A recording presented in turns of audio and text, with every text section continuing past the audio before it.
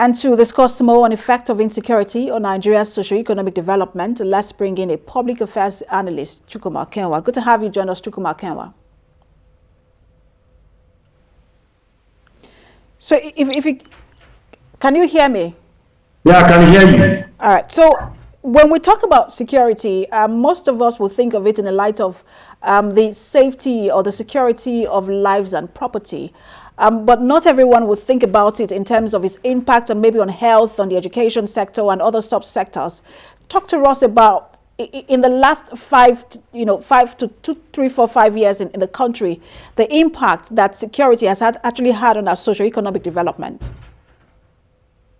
Honestly, it has impacted Nigeria greatly. And of course, the indices are there.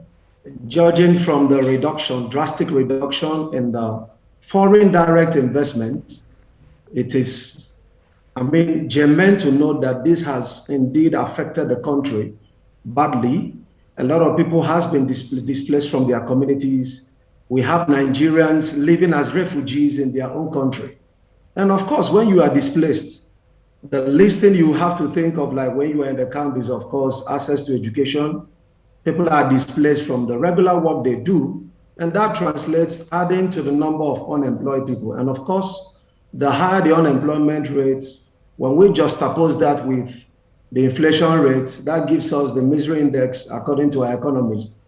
So this has impacted greatly. And of course, the aspect of, aside from investors' confidence, most Nigerians, especially like our farmers, are afraid to go to the farm because, of course, you don't know what will happen when you are out there to farm. So that is also impacting on food security. And that is obviously evident from the rising cost of food in the country. So how then do we explain, because we had just good news recently about the Nigeria's GDP, which grew by about 5%. So how then do we explain when we say it has had impact on socio-economic development, and yet we experienced for the first time in 6 years that level of growth in our GDP?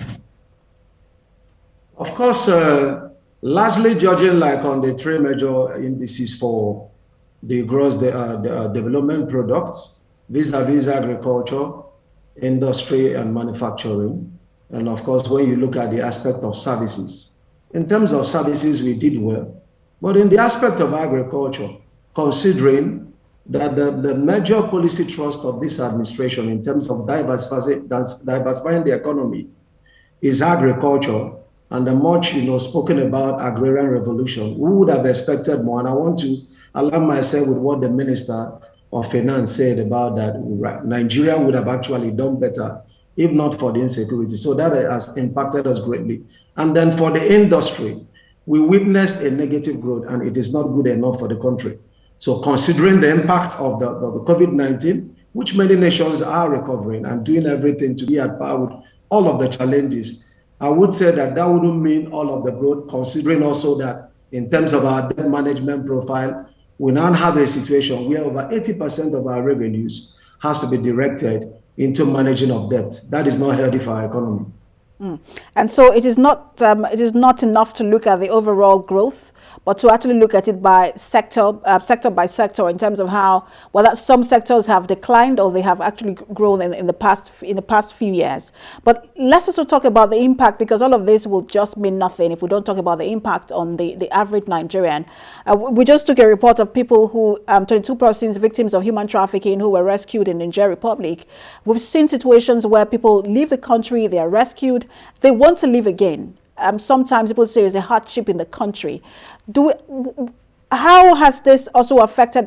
We've seen that prices are on the rise. There is a talk about the increase in electricity tariff. So let's talk about the impact really on the average Nigerian in terms of the ability to feed oneself.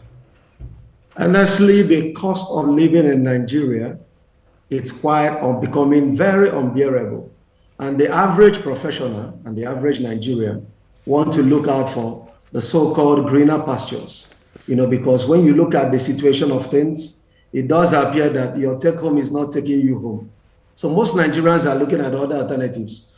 And then you now find out that some fraudsters leveraging on the challenges, promise people of jobs overseas, better offers abroad. And before you know, many Nigerians fall into traps. They fall into war situation. But I think it's really high time for government to really take the issue of insecurity seriously.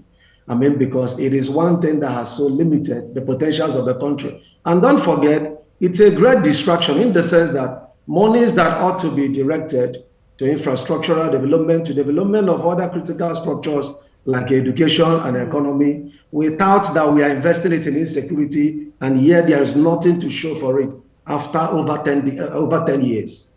It is sad. So let's talk about maybe if 5 years from now, 10 years from now. What sort of impact do you think we're going to see? We know that infrastructure is already taking a toll on infrastructure. We're seeing people move out of the country in droves. What sort of impact do you think that 5 years from now, even on the short term, we might likely see when it comes to economy and just generally for the well-being of Nigerians? Of course, human capital flight has been a challenge. We saw some doctors, wanting to leave the country, and many other nations like Australia reaching out to Nigerians.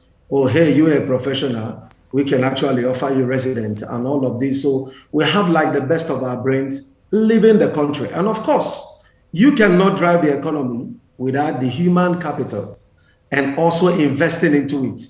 Of course, insecurity is denying us all of that opportunity into the most critical investment, human capital development. Thank you so much for helping us make sense of all of this. Public affairs analyst Chukuma Okenwa. Thank you.